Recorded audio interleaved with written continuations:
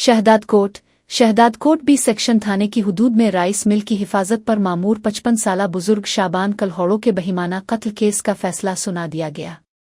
मकतूल को rice mill के मालिक माजिद मगसी और उसके मुलाजमीन ने बेदर्दी से कत्ल करने के बाद कपड़ों समेत दफन कर दिया था।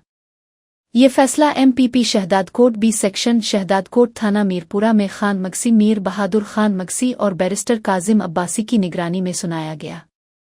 फाजिल जज ने फरीकैन के दलाइल सुनने और मुशीरों से मुशावरत के बाद फैसला सादिर किया।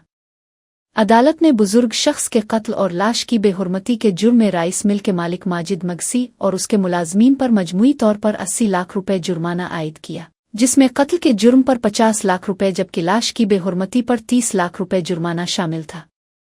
ताहम फाजिल जज ने मौके पर ही 10 लाख रुपए जुर्माना मुआफ कर दिया। फैसले के मुताबिक मुल्जिम माजिद मगसी ने मौके पर ही 5 लाख रुपए मकतूल शाबान कलहौड़ों के भाई बाबर कलहौड़ों को अदा किए।